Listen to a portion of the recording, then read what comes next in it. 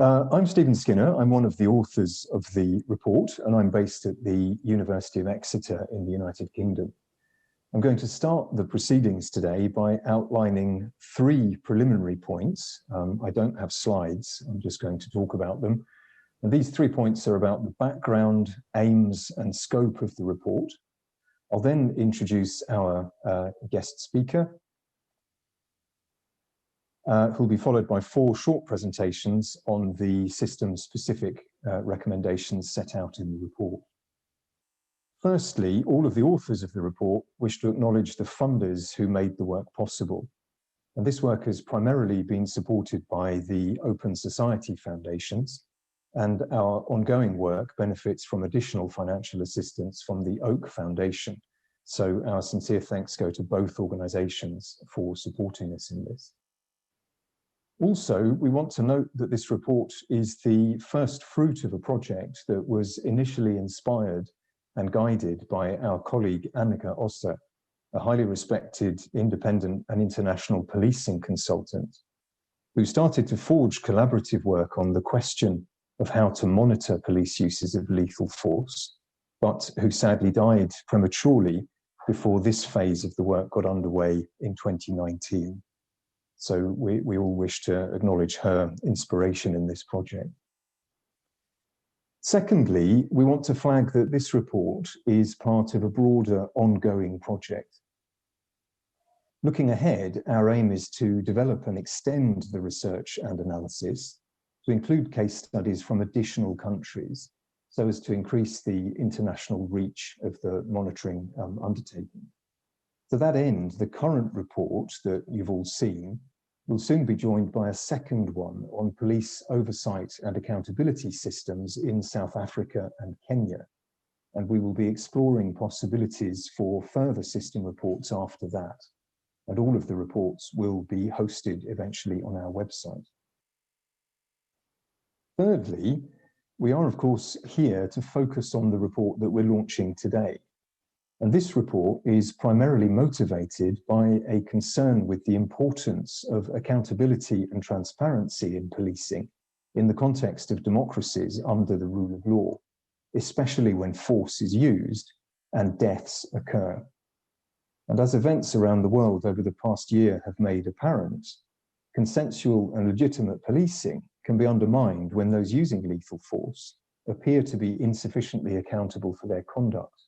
And a key element of public accountability is accurate information. Our report provides a detailed outline of current data recording and publishing practices relating to deaths resulting from or associated with police uses of force in the 4 jurisdictions of Belgium, England and Wales, France, and the Netherlands. Now, these 4 systems were selected for this report primarily for practical and pragmatic reasons, in that all 4 are broadly similar. They're all regionally situated in Western Europe, and we, the authors, were able to bring together these 4 expert studies based on our existing contacts with each other. And this gave us a practically feasible starting point for the report, which is both a standalone study of these 4 systems and a pilot for the planned further work that I mentioned before. It's also important to underline that this report does not seek to provide new data about the incidence of lethal force, but rather it focuses on examining, evaluating, and comparing the processes that are in place in these 4 jurisdictions for recording and disseminating data about deaths resulting from uses of force in the law enforcement context. While the report identifies several elements of good practice in those processes in most of these systems, it concludes that policing and oversight agencies in all 4 of them need to take action to strengthen or establish systematic procedures to monitor the use of force, to ensure the quality, reliability, and navigability of the information assembled, to make that information widely available, and to link it with procedures for learning lessons from past experiences where life is lost. And in a few minutes, the authors of each system report, each of the sections of the report that you've seen, will provide more detail about their findings on those matters. But before we come to that part, and with those introductory points in mind, it's my pleasure now to introduce Professor Christof Heyns, who is a professor of human rights law at the University of Pretoria, and was, until the end of last year, a member of the UN Human Rights Committee, and he was also formerly the UN Special Rapporteur on extrajudicial, summary, or arbitrary executions. And Professor Heyns has kindly made time to join us in order to relate this report to the wider international context. So I'll hand over there to Professor Heyns. Thank you. Thank you very much, Stephen. Let me just make sure that this is right. Yes, it's a pleasure to join you, dear Abby, as well, dear colleagues and friends, to join you from Pretoria, where I'm based. I'm very happy to be able to say a few words today to express my warm support for this project, in which many of us are involved in one way or another, either as primary researchers or people who are involved in conceptualizing it, which is namely to monitor police lethal force in Western Europe. And as Stephen has said, also has the parallel dimension that this will be done in South Africa and in Kenya. Let me also, from my side, thank the donors, the Open Society Foundations and the Oak Foundation for their support. I'm happy to do this for a number of reasons. In the first place, because it's an opportunity to link up, even if only virtually, with people with whom I've had the opportunity to work alongside with Thomas and Stu, Thomas Probert and Stu Marleen, the opportunity to work such as Abby and Neil, and I see other people like Otto, Adang, and I'm sure there'll be others who will be on this platform today as well. So it's a pleasure to link up with you and also in a way to recognize the important work that this network has done over many years. I also want to honor the memory of Anneke Osse, who's been an inspiration to many of us and with whom I've had the privilege of interacting on many occasions. It's in the second place also a pleasure to be part of the launch of this report, because it ties up so closely with the work that many of us have been doing over the years in many fora, and it strengthens this work. And this involves refining the international standards, and so looking at the new guidance on less lethal weapons, the general comment on peaceful assembly, and the wide range of work that has been done in the context of dealing with use of force, but also in a context of changing technologies and in changing societies. But also making sure that the domestic standards are more closely in line with these international standards that have been developed, and to ensure better protection of individuals and applying accountability where norms have been violated. So I see this as fitting in to the work that many of us involved here today have been doing over the years. A further important reason for focusing on what we're doing here today and for being happy to be involved is that it endorses the importance of evidence-based responses to the use of force. It's one thing to work with anecdotes, it's one thing to work on gut feelings, and it's, I think, an important element that one responds to particular incidents. At the same time, it is of great importance to have a broader understanding of the systems that are in place, the statistics to which they respond, and to develop a more robust system in that way.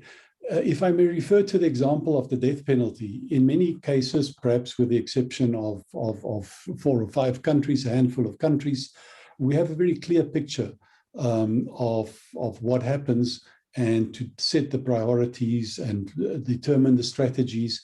And I think it has shown over the years that this has not achieved the final goal that we want, but it has indeed had quite an impact in terms of then establishing trends and establishing with the obligations on states and the entry points that can be followed. And I think this is very important as far as police use of force is concerned as well, that this is an evidence-based procedure that responds, of course, to a sense of injustice about individual cases, but also allows one the larger picture. If anything, 2020 as in 19 and 2020 so far have indeed showed us the importance of getting police use of force right. It's worth reminding ourselves that the reason for this is the fact that every individual life is of infinite value. The loss of a single life is total and irreversible to the individual and to those close to that person. Statistics may sometimes hide this dimension, but experience has shown how important a focus on statistics and the oversight procedures that deal with this phenomenon in society is in decreasing the number of instances where these individual tragedies befall us. So let me conclude and say I look forward to the presentation of the report, to the report itself, to the continuation of the work in South Africa and in Kenya, by welcoming everybody involved in the study and those who followed, and by thanking you for your important contribution towards ensuring greater protection of the supreme right, the right to a dignified life. I thank you. Thank you very much indeed, Christof, for those words, and thank you for reminding us of the fundamental importance of the right to life and that no death should go unaccounted and unexamined. So thank you very much for joining us today. So at this point then, we're going to move on to the specific presentations. Before I do that, I'd just like to remind everyone that while listening to the country reports, the system-specific presentations we're about to have, if any questions occur to you, please, you can use the chat function and they'll go to my colleague, Professor Brian Rappert, also of the University of Exeter, who's going to be gathering the questions and we'll be chairing the Q&A at the end. So we'll move now to the first of our 4 short presentations. And I'm delighted to introduce Professor Marleen Easton and Jasper Paepe of the University of Ghent, who will be outlining their findings on Belgium. Thank you very much, Stephen. Good afternoon, everybody. The presentation on the report of Belgium consists of 2 parts. Next slide, please. Thank you. The first, we will discuss the collection and the publication of data. And this part consists of the reporting obligation, the judicial procedure, and the complaints. And secondly, we will discuss our recommendations, which consist of an institutional and a procedural adjustment. I give the word to Jasper Paepe, my researcher, who is going to elaborate on both parts. Jasper, the floor is yours.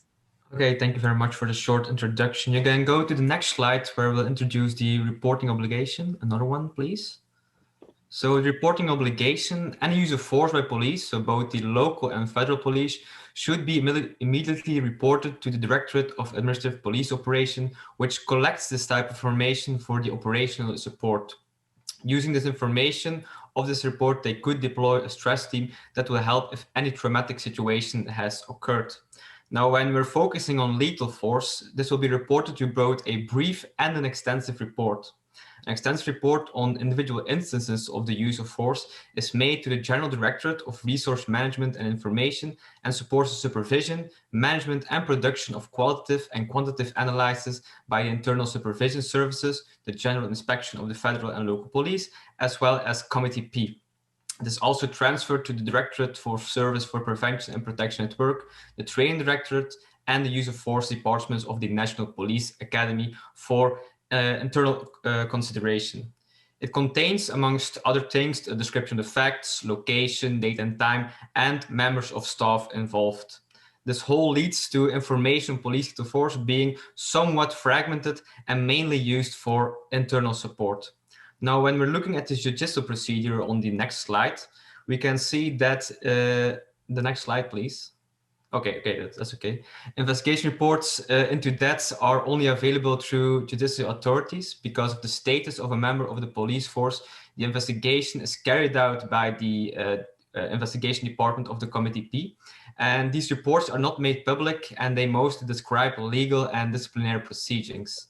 This type of information has more like a qualitative nature, resulting in a lack of statistics on the amount of prosecutions and convictions.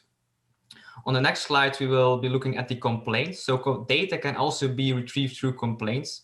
Any civilian can file a complaint with the Internal Supervision Services, the General Inspection Service, or Committee P. These complaints can be accessed through the database of each of these separate 3 supervision services which we have already mentioned. The information obtained through the complaint does not significantly differ from the information through the reporting obligation of both the first operation report as well as the extensive report of police forces. And we also have Police Watch, which is a public research center established by the League of Human Rights. Through their website, civilians can also report if they have been a victim of force used by police, or if they have been a witness to a use of lethal force by police. Now, on the next slide, the recommendations. When we're going to the next slide, we will look at, first of all, the institutional adjustment. As we can see, the presence of 3 different monitoring bodies contributes to a fragmentation of data collection due to their similar supervision on the operations, which includes investigations. So we say that there is a need for a better division of roles and tasks between the internal supervision services, the Committee, as well as the General Inspection Service. And consequently, we recommend that serious consideration has to be given to the question whether the installation of a single monitoring body or a single point of contact of complaints could contribute to a better follow-up of lethal force. When both the legislative powers and the executive powers have the same data at their disposal, transparency and accountability of state actors could increase. Secondly, the procedural adjustment. The internal exchange of information of those instances involved in the follow-up of lethal force should be more streamlined. A better exchange of information can be achieved through a clear role assignment and diminishing the administrative burden when a situation of lethal force arises. The individual officer is obliged to produce 2 different types of reports, which I have already mentioned. There should also be consideration to be given to the implications of leaving the reporting of force used by police personnel in the field to be dependent on the initiative of the individual police officer and their supervisor. Although there is a legal reporting obligation for any form of violence used by police personnel, whether the use of force is reported to above mentioned authorities mostly depends on the content of the report. And last but not least, there should be consideration be given to the introduction of a single use of force database. The lack of database on the use of force of police personnel fed by all the authorities mentioned above remains a shortcoming that has consequences for both the transparency as well as the reliability of the monitoring use of force by the police. I thank you very much for your attention. If there are any questions, you can drop them in the chat box.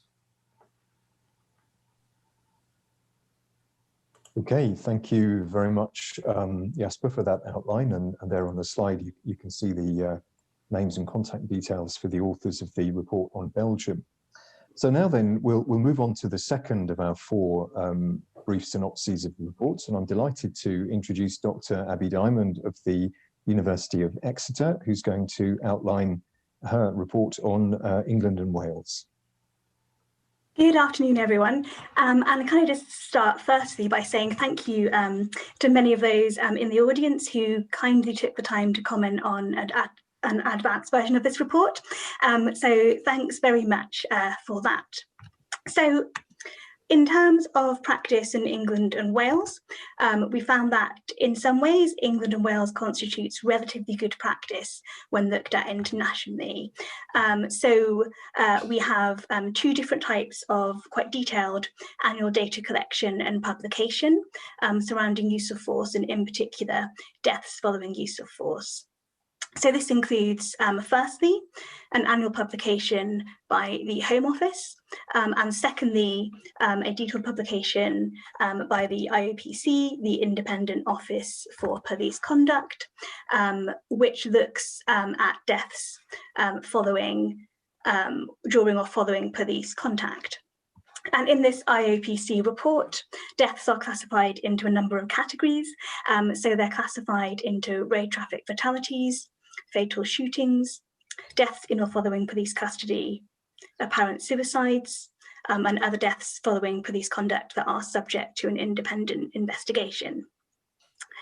Clearly, in addition to these 2 mechanisms, we also have coroner's inquests. There are also a range of other initiatives and reviews that have been set up in England and Wales.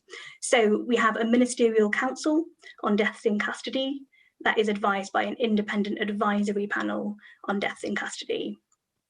And there was also commissioned an independent review of deaths and serious incidents in police custody, the Angelini report, which was published in 2017. However, I think in an area as important as this, there isn't any room for complacency. And so what I wanted to do in the next slide is talk to some of the recommendations that we have produced. And so I think really firstly, our first point and our first recommendation would really be the implementation of previous existing recommendations, including those by the Independent Advisory Panel on Deaths in Custody and the Angiolini report.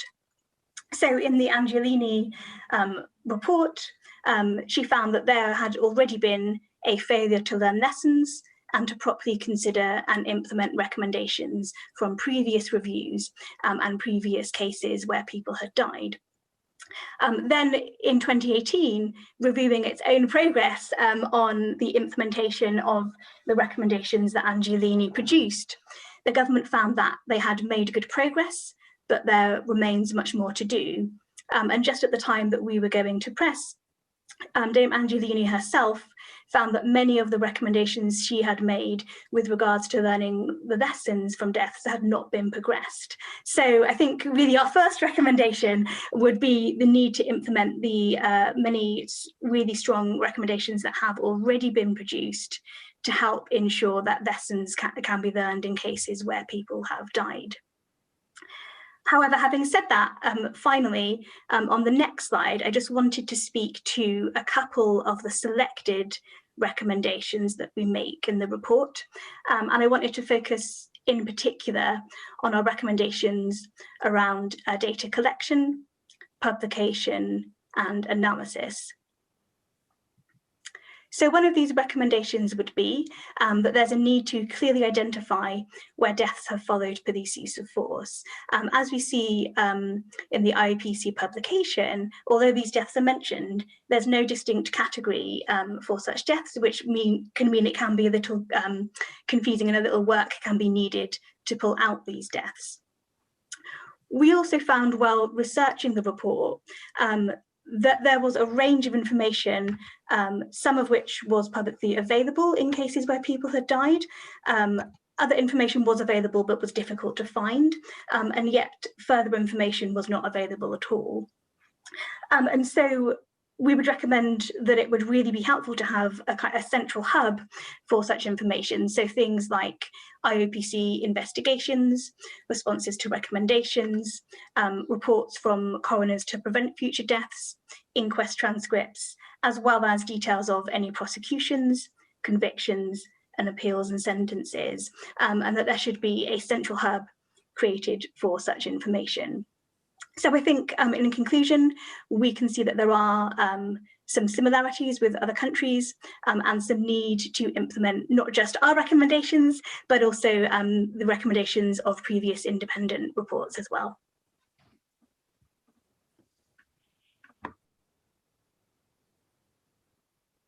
Okay, thank you very much, Abby, for that outline of the recommendations and findings on England and Wales. So we'll move now to our third presentation, and I'm pleased to introduce Aline Daillère, an independent researcher and consultant, who will, as you can see, be outlining the findings for France. Thank you. Good afternoon to everybody. Well, of the 4 jurisdictions studied in this report, France is the one for which we observe the greatest need for improvement. There is in France a lack of rigorous approach to data collection and publication across both of its 2 main national law enforcement agencies. Indeed, as you may know, France's law enforcement agencies are divided into 2 main bodies, the National Police on one part and the National Gendarmerie on the other part. The French authorities have only very recently begun officially counting the number of people injured or killed during police interventions. For the National Police, the official census is carried out by the General Inspectorate of the National Police, the IGPN, since 2017. The data are presented in the annual Inspectorate's reports, which is accessible on the internet. But we can go to the next slide. But the published data are incomplete. Only the total number of recorded injuries and fatalities is made public, excluding any factual or analytical information as name, age, or gender of the deceased, or location and circumstances of death, for example. And there is a lack of information about the methodology used and the practical details of this census. The methodology used is not really clear to the public. And lastly, about the lessons learned, the French police doesn't make any public recommendation based on its census and doesn't draw, at least publicly, any lessons from the data that would be aimed at preventing future deaths. Now, regarding the National Gendarmerie, to the next slide, even though this corps covers half of the population and includes 100,000 agents, the National Gendarmerie doesn't provide any information about its use of force and doesn't collect and publish any information about cases of injuries or deaths during its operation.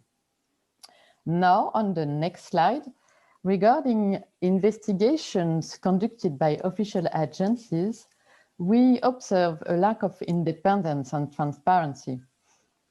Firstly, a lack of independence. In practice, judicial investigation into allegations of unlawful use of force are conducted either by police or gendarmerie services themselves or by the IGPN or IGGN. But in all cases, the independence of these bodies is disputed.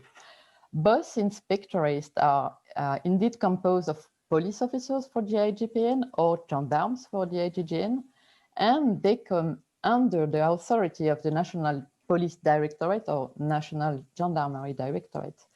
And because of this institutional dependence, these bodies are suspected of partiality. Secondly, we observe a lack of transparency. The IGPN and IGGN's investigation reports are not made public. Then we have very little information concerning disciplinary proceedings initiated against agents for acts of violence. And it is not possible to know what sanction may have been issued in case leading to this. And we don't have any information about legal proceedings. It is currently impossible to know in France the number and outcomes of prosecution of officers for acts of violence over the last 10 years. In conclusion, the official information on deaths during police and gendarmerie operation is very poor in France. The rare information on the next slide, the rare information on cases involving police officers for the use of force is published by non-official sources, like activist groups, families of victims, NGOs, journalists, researchers, etc. So our recommendation for France, in the next slide, are firstly to improve the next slide, please, to improve the collection and publication of official data. Brian, can you move to the next slide, please? So firstly, to improve the collection and publication of official data, including qualitative data. Secondly, to improve the data quality by giving precise information on the methodology used for the census. Thirdly, to use and analyze data on the use of force in order to generate evidence-based recommendation and to prevent future deaths. And lastly, to guarantee the independence and transparency of judicial investigation conducted by official agencies. We may have a hope for change because some issues, notably the lack of independence of the IGPN, are currently under discussions in France and development could emerge. Unfortunately, the IGGN and gendarmerie are often forgotten in these discussions, even though it suffers from a great lack of transparency as well. Thank you for your attention. Thank you very much, Aline, for that outline and the summary of your recommendations at the end. Unfortunately, a sticky slide in the middle there, but it came up, so thank you for that. Now then, we'll move to our fourth and final short presentation, and I'm pleased to introduce Professor Dr. Otto Adang of the University of Groningen and the Netherlands Police Academy, who will, as you can see, outline the report on the Netherlands. Thank you, Stephen. Yes, some brief. The first slide outlines the procedure that takes place in the Netherlands after serious incidents that result in a fatal outcome. The general procedure for reporting police use of force is a bit more complicated and is also subject to change, but when there are fatalities, it's quite clear. These have to be reported by police to the public prosecutor, and then an independent investigation will be started by a body, the Rijksrecherche, the state detective agency, which falls under the responsibility of the public prosecutor's office. And by European Court of Human Rights has determined that this is sufficiently independent. Following the results of the investigation by the Rijksrecherche, the public prosecutor will then decide whether or not to prosecute officers that were involved in use of force or were involved in the incident. In most cases, the decision is not to prosecute. And when the decision is not to prosecute, relatives of the person that died can then petition the Court of Appeals, and the Court of Appeals can order the public prosecutor, if it deems as such that the public prosecutor should prosecute an officer, so that a judge has to look at the case. It's quite rare that the Court of Appeals makes that decision. In the next slide, it shows the report is purely based on the data that are publicly available. So we didn't go looking specifically for our own data, or ask the police for data or the public prosecutor's office or the Rijksrecherche. This is what the public gets to know when someone dies after police contact. After the public prosecutor reaches a decision, there's generally a press release. For the decision being made, usually a decision not to prosecute. It's usually a summary of the findings of the Rijksrecherche, and sometimes it's more expensive. Usually it's quite limited, so it provides limited information. In cases where there is a prosecution or where there's a decision because the family went to a Court of Appeals, these court decisions are usually published, so and placed on the internet. So that's a public source of information. And then the third source of information is yearly the public prosecutor's office publishes the number of deaths as a result of police use of the firearm. It's just a statistic of the number of people that died after police used the firearm. But there's no number reported as or that result from other fatal incidents like deaths in police custody. So that's quite limited. The next slide shows our first recommendations that really, the police has the legitimacy on the monopoly on the use of legitimate force, and it should be standard practice to cope with that, to make publicly available information on each death that resulted after contact with police, either use of force, each death in custody, regardless of whether or not the police was in the end deemed responsible for that death. So that includes details about the circumstances of the death, the review process that has taken place, and measures that were taken or lessons that were drawn. And we think this can be done also respecting the privacy both of the person who died and of the police officers involved. But every death should have in transparent way public information. The next slide. To be able to do that, the data quality also needs to be enhanced, and data need to be collected more systematically on any deaths resulting after police contact. Now, information is split between the police, between the Rijksrecherche, between the public prosecutor, between decisions reached by court, and in no place is all this information being brought together. To get a full accounting, this information needs to be brought together.